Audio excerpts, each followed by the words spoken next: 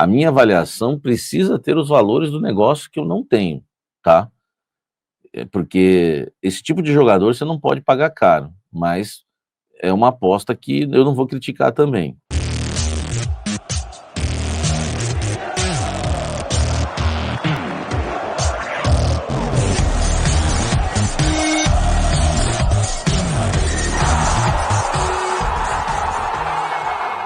Fala, gente! Antes de você acompanhar este vídeo, eu quero dizer que esse conteúdo tem um patrocínio da Casa Branca, a melhor escola de inglês que existe no litoral paulista. É muita tradição, amigo. Não é à toa que está há 35 anos em Santos. A Casa Branca arrebenta. Aprenda inglês de forma fácil, simples, do seu jeito, do seu objetivo, tá certo? Ó, a Casa Branca é o seguinte, hein? Tem curso também para as mulheres, tá? Só para as mulheres, um curso à tarde sensacional. Tem também para as crianças acima de 6 anos, isso mesmo, acima de 6 anos, 1 ou 2 aulas por semana.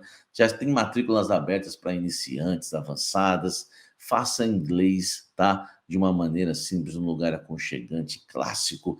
É a melhor escola de inglês da Baixada Santista, Casa Branca. Vou deixar o link aqui na descrição, você vai direto para o WhatsApp deles, tá? Para você falar com o pessoal da Casa Branca, tá certo? Bora pro vídeo agora, vem tomar um café comigo. Conversei aqui com o Klaus, né, para pegar umas informações, inclusive o Klaus fez um trabalho aqui sensacional. Além de pegar os números, né, do Augustin, ele conversou com 2 jornalistas uruguaios, tá? E eu vou trazer aqui para vocês agora o que a gente tem em relação ao Augustin Melo. Primeiro que dentro do Corinthians ninguém tá tratando o negócio como avançado, tá? Né? O que me falaram é de contato. Eu não tenho a informação que esse cara aqui está contratado. Ponto. Quem é Augustin Anello? Augustin Anello, 23 anos, destro, 1,82 m, americano, nasceu em Miami, tá? Na Flórida, mas é filho de argentinos e tem dupla nacionalidade italiana. Joga pela direita e pela esquerda. Joga mais pela esquerda, tá? O Augustin Anello nasceu na Flórida, é americano, mas é filho de argentinos e tem dupla nacionalidade italiana. Meu Deus do céu, hein? Ele tipo... ele veio da Torre de Babel. Ele veio da Torre de Babel. O Augustin, tá? O Augustin. O Carlos Fonseca está perguntando sobre o Transferban. É o seguinte: o Corinthians, claro, ainda tem Transferban, né?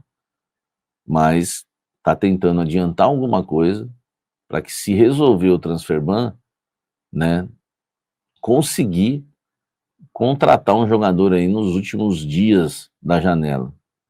Então é isso que o Corinthians está fazendo. O Corinthians está tentando fazendo as duas coisas ao mesmo tempo, tentando pagar o Transferban e contratar algum jogador. E claro, né, eu não tenho informação que essa é uma negociação avançada, não tenho, tá? O que me confirmaram foi só contato até agora.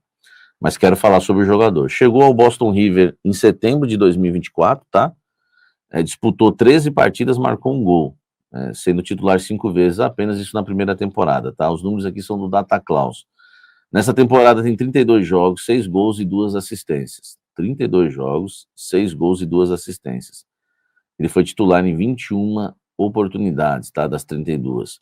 Começou o ano como reserva, mas ganhou a posição a partir de março. Chegou a perder a posição em maio e junho, ficando 3 jogos seguidos como reserva e outros 2 sem ser utilizado no banco, mas voltou à titularidade. Tem contrato com o clube uruguaio até 30 de junho de 2026. O valor de mercado, 800 mil euros. Deixa eu falar um negócio sobre o Augustin Carrara aqui, que tem 23 anos, é jovem, tudo. É legal, velho, mas, assim, se por acaso o Corinthians contratar esse jogador, a minha avaliação precisa ter os valores do negócio que eu não tenho, tá? Porque esse tipo de jogador você não pode pagar caro, mas é uma aposta que eu não vou criticar também, entendeu? Foi formado na Espanha, em um time chamado Badalona, mas ainda na base foi para um time da Bélgica, o Lommel, que hoje disputa a segunda divisão do país.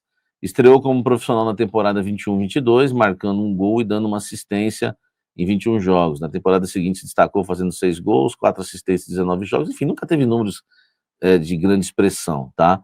Jogou pouco por lá, só 13 jogos, passou pelo Sparta Rotterdam, da Holanda, e por um time pequeno chamado Cambuur, também da Holanda, antes de chegar ao Boston River, tá? Enfim, carreira dele totalmente inexpressiva, né? Chegou a defender a seleção sub-23 dos Estados Unidos e nada mais. Aí o Klaus conversou com jogadores, desculpa, com jogadores não, conversou com jornalistas uruguaios, tá? O Klaus falou com o Franco Lomes, né? Lomes, jornalista uruguaio. Abre aspas para Franco Lomes. É um atacante com muita velocidade e bom drible, que atua normalmente pela esquerda no ataque. Ele gosta de atacar o espaço e é muito técnico. Isso dito, inclusive, por ele em entrevistas. Aí é fácil, né? E tem um interessante jogo aéreo também, apesar de medir 1,82. Com a possibilidade de eu estar errado, não acho que ele vai explodir de 0 a 100 assim que chegar aí. Ainda mais com o peso que é jogar no Corinthians, né? Disse aqui o jornalista uruguaio. Ele vai se sair bem, mas a adaptação de um futebol ruim como o nosso para a melhor liga do Brasil custa um pouco. Isso aconteceu até com o Canóbio no Fluminense. Enfim, o jornalista está acreditando que o Uruguai, que se ele jogar no Corinthians, ele não vai explodir de cara, vai dar trabalho, tá? Vai dar trabalho. O Pablo Cupessi, jornalista uruguaio do Ovación, né? Vamos abrir aspas aqui para um segundo jornalista uruguaio escutado pelo Klaus, aqui para o canal Café do Setorista. Agustín Anello é um jogador que atua como ponta pela esquerda. Ele pode jogar pela direita também, inclusive hoje jogou como 9. Sua maior virtude é a velocidade pela ponta, ele é muito encarador, né? Ou seja, parte para cima do adversário. A sua melhor característica é 1 contra 1.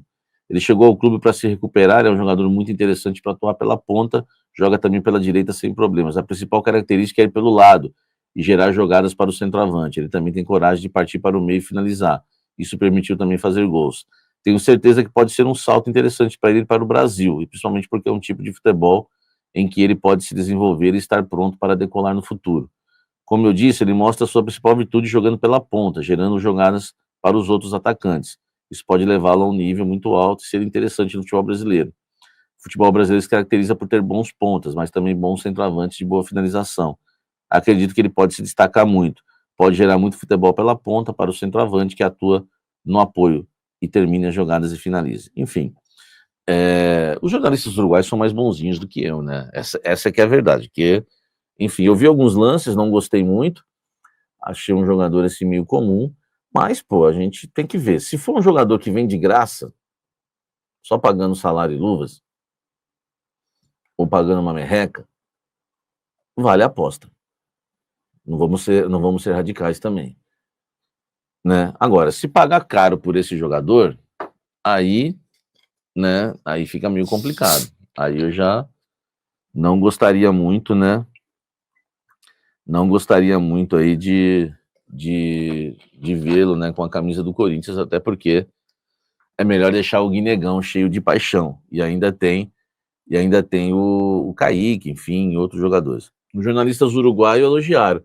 O pessoal, o José Roberto falando, é melhor subir o Guia Amorim. Gente, Corinthians precisa. Corinthians precisa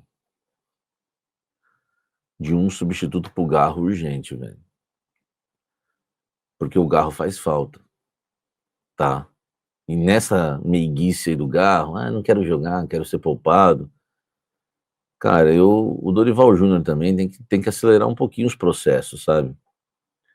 Eu acho que ele demorou demais para pôr o Kaique. Isso assim, se o Dorival falasse comigo, eu tô humilde hoje, tá? Se o Dorival falasse comigo, o Corinthians estaria numa situação bem melhor, por exemplo.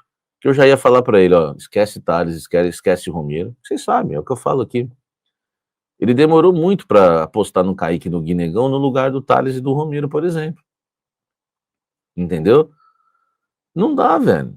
Não dá, são jogadores que a gente já conhece. A gente já conhece esses jogadores. Então, por exemplo, no caso do Gui Amorim, pô, é um jogador que tem, acho que 16 participações em gols em 32 jogos. É incrível isso. Ele tem acho que 10 gols, né, se eu não me engano. Cara, é um garoto que você tem que fazer a transição, porque o Corinthians precisa de um meia para o lugar do Garro. E quando o Garro não puder atuar, pô, velho, você tem um jogador ali, você já começa a fazer a transição, tá? Você já começa a fazer a transição com ele ali. Então ele tem que dar oportunidade, entendeu? Acho que o Dorival tem que ser mais ligeiro nisso, tem que ser mais rápido, tá? Para isso. Porque a gente precisa de um substituto pro Garro.